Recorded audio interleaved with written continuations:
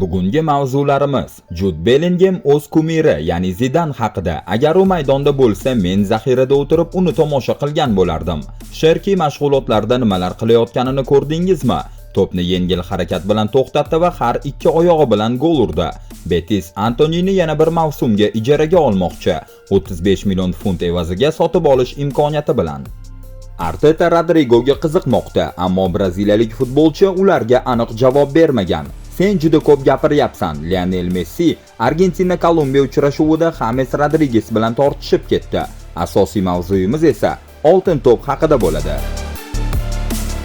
Real Madrid yarim himoyachisi Jude Bellingham bir necha yil avval Zinedine Zidan haqida ilk bor gazeta yoki futbol o'yini orqali emas, balki otasining futbolkasi orqali bilib olganini aytgan edi.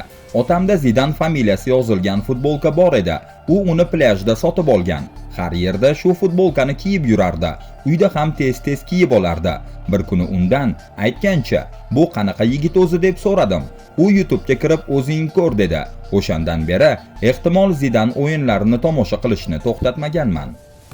Yangiliklarni boshlashdan oldin videoga like bosib, kanalga obuna bo'lishni unutmang. Bu sizga videolarimizni birinchilar qatorida ko'rish imkonini beradi. Bosdingizmi? Demak, boshladik. Zidan men bo'lishni xohlagan futbolchi edi. Ideal dunyoda men xuddi u kabi futbol o'ynashni xohlardim. U ajoyib futbolchi. Orqamdagi 5-raqam unga hurmat ifodasi. 2022-yilda Real va Liverpool o'rtasidagi Chempionlar Ligasi finalida u bilan uchrashish baxtiga muyassar bo'ldim. Men boladek hayajonlandim. Unga katta ko'zlar bilan tikilib qaradim. Undan nihoyatda kuchli energiya taralayotgandi. Bu yerda Realda u bilan birga o'ynagan yigitlarning aytishicha, u juda yaxshi murabbiy bo'lgan. Endilikda ingliz futbolchisiga bir savol berildi. Agar u istalgan futbolchi bilan birgalikda maydonga tushish imkoniga ega bo'lsa, kimni tanlagan bo'lardi? Siz darrov taxmin qilgandirsiz. U kimni aytdi? Bu oson, Zidan. Men unga shunchaki to'pni berib tomosha qilardim. Bu xuddi YouTube'ni yaqin masofadan ko'rgandek bo'lardi. Lekin men butun mavsum davomida u bilan birga o'ynashni istamasdim, chunki men bir daqiqa ham o'ynamas edim.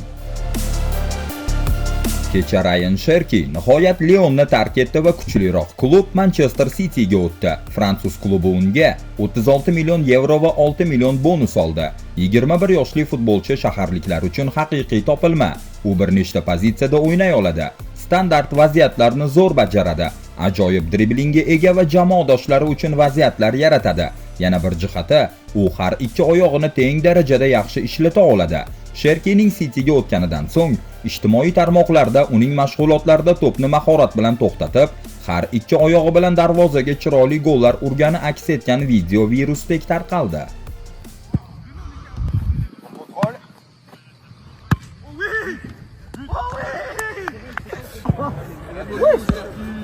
Elle est bonne. C'est dehors, c'est dehors. Ça va, Villard. Comme ça, par contre. Dehors.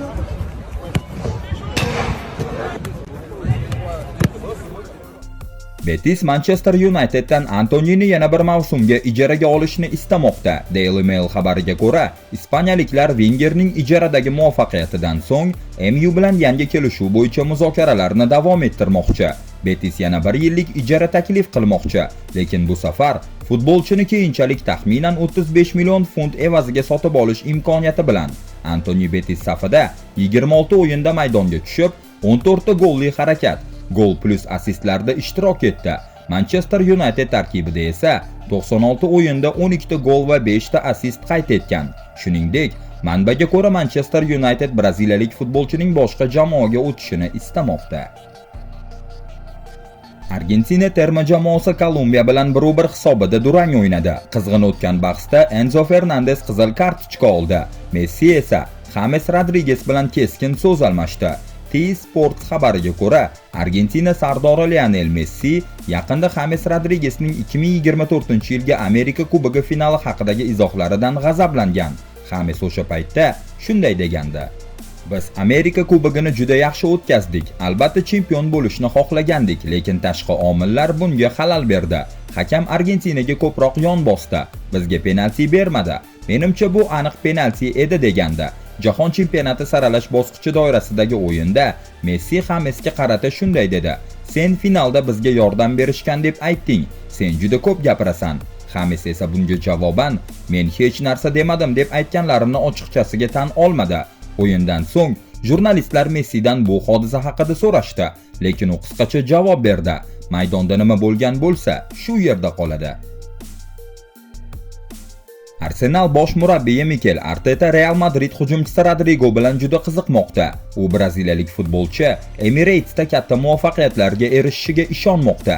Manbalarga ko'ra, Arteta Rodrigoning o'yinini sinchiklab tahlil qilgan va u Arsenalda haqiqiy super yulduzga aylanishiga ishonadi. Kanonirlar yozgi transfer ro'yxatiga Rodrigoni ham kiritishgan. Biroq uning uchun avvalo Rodrigo Real Madridni tark etmoqchi ekanini bildirishi va yangi bosh murabbiy Xabi Alonsoni o'zini qo'yib yuborishga ko'ndirishi kerak bo'ladi. Ammo futbolchining o'zi bu boradagi mishmishlarga nuqta qo'ydi. U o'zining Realdagi mashg'ulotdagi suratini Instagram sahifasiga joylashtirib, unga baxtliman degan yozuv, kulgu ifodasi va oq yurakli emoji bilan izoh qoldirdi. Oltin to'p sentyabr oxirida topshiriladi, ammo baholanadigan davr juda tez orada, iyul oyida yakunlanadi. Turnirlardan faqat klub jahon chempionati qoldi. Shuning uchun hozirdan dunyoning eng yaxshi futbolchisi kim bo'lishi mumkinligini muhokama qilish mantiqan to'g'ri. Usmon Dembele, PSG: Bizga oltin to'pni kim olishi qiziq emas, lekin bilamizki, Usmon Dembelening o'yinlarini Rafinha, Pedri yoki Muhammad Salohnikiga qaraganda ko'proq ko'rganmiz. Shuning uchun Dembele aniq ulardan yaxshi deb ayta olmaymiz. Lekin bemalol ayta olamanki, Usmon bu mavsum Yevropa futbolidagi eng yaxshi o'yinchilardan biri bo'ldi. Bu adolatli va mutanosib baho. Shu bahona bilan mashhur bo'lib ketgan gapni inkor qilmoqchi emasmiz. Go'yoki Dembele faqat 2025-yildan boshlab yaxshi o'ynay boshlagan. Birinchidan, u Liga 1ning dastlabki 5 turida o'tgan butun Fransiya chempionatidagi gollardan ko'proq gol urdi. Ikkinchidan, Dembele 6 turda 4 ta gol va 3 ta assist to'pladi. Bu yomon statistika emas, to'g'rimi? Usmonni biroz sindirib qo'ygan voqea uning Arsenalga qarshi Chempionlar Ligasining umumiy bosqich o'yinida intizomiy sabablar bilan tarkibdan chetlashtirilgani bo'ldi. 2,5 oy davomida u ancha tushkun ko'rindi, lekin u yangi yildan oldin yana uyg'ondi. 15-dekabr kuni Lyonga gol urdi. 18-dekabrda esa Monakoga dubl qayd etdi. Aslida 2,5 oy bu butun birinchi yarim mavsum emas. Bilamizki, ko'pchilikka bu tafsilotlarni o'rganish qiyin. U faqat yangi yildan keyin o'ynay boshladi. Lekin biz jiddiy mavzuni muhokama qilyapmiz. Demak, puxta tahlil qilishimiz kerak. 2025-yilda Dembele shubhasiz zo'r formadagi futbolchi bo'ldi. U harakatchan, markaziy hujumchi rolida ajoyib o'ynay oldi. Gol urdi, assist berdi, raqibni aldadi. Hujumlarning oxirgi bosqichida ham bo'ldi. O'zining sevimli o'ng qanotiga qaytib, Ashraf Hakimi bilan duetda harakatlandi. Kerak bo'lsa, playmaker, ya'ni o'yin quruvchi 10-raqam roliga ham kirdi. Usmonning deyarli barcha Chempionlar Ligasi play-off o'yinlarida samarali harakati bo'lgan. Istisnolar faqatgina Brest bilan javob o'yini va Liverpoolga qarshi 1-8 finalning birinchi uchrashuvi bo'ldi. Aston Villa, Arsenal, Interga qarshi o'yinlarda kamida bitta golli pas bilan ajralib turgan. Luis Enrique ham haqli ravishda aytgan: Dembele oltin to'pni faqat titul yoki gollar uchun emas, balki pressing uchun ham olishga loyiq. Siz finalda buni o'zingiz ham ko'rdingiz.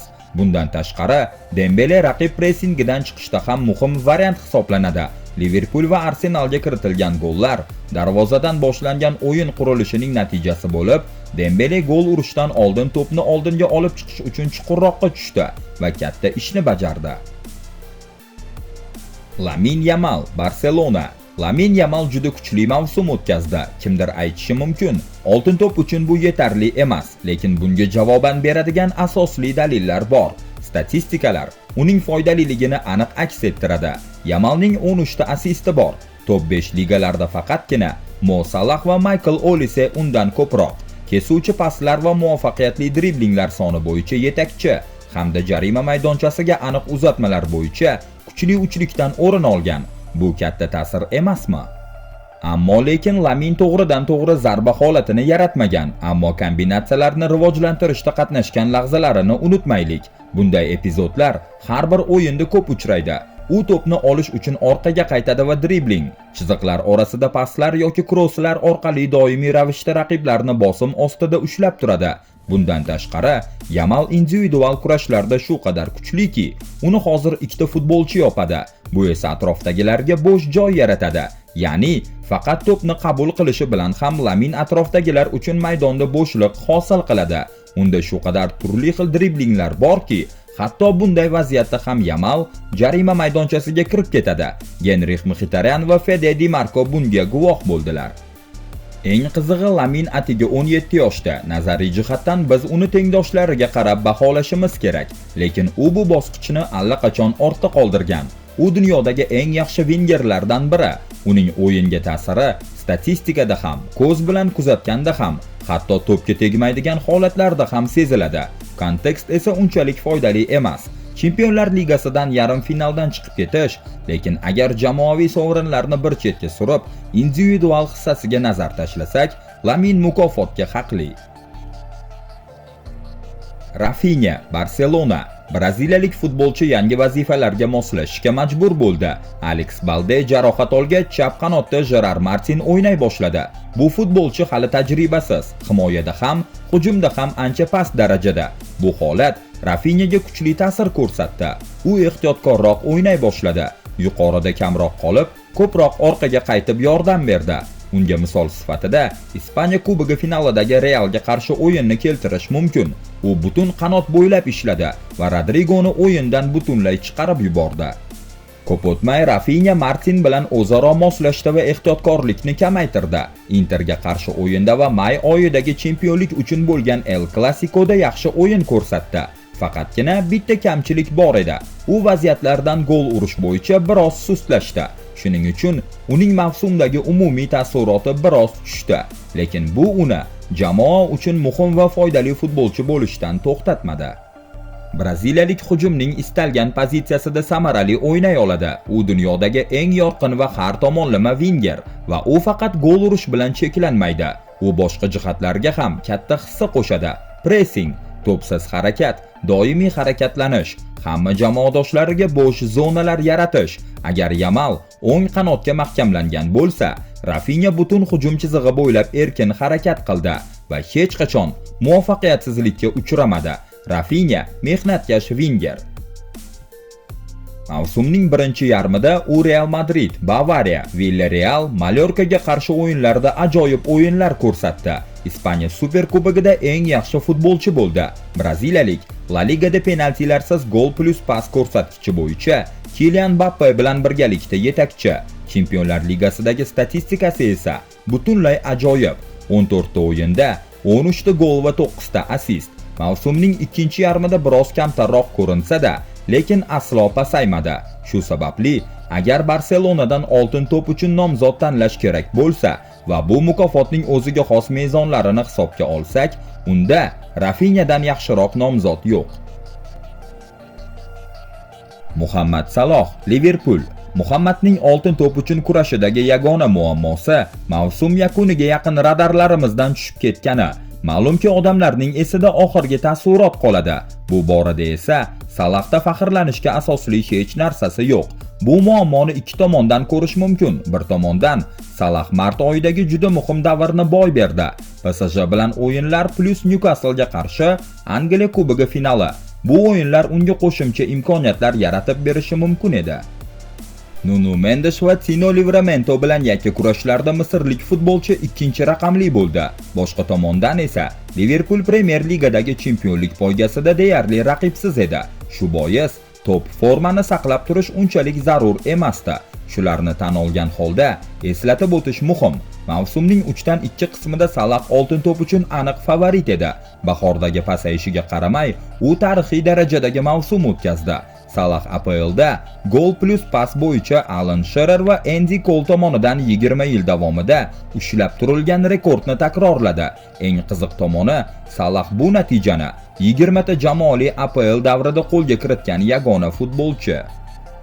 Salah bu yutuqqa quyidagi 3 omilning uyg'unligi orqali erishdi. Mavsum boshida Muhammad yangi murabbiydan uni to'psiz o'yindagi oldingi majburiyatlaridan ozod qilishni so'radi.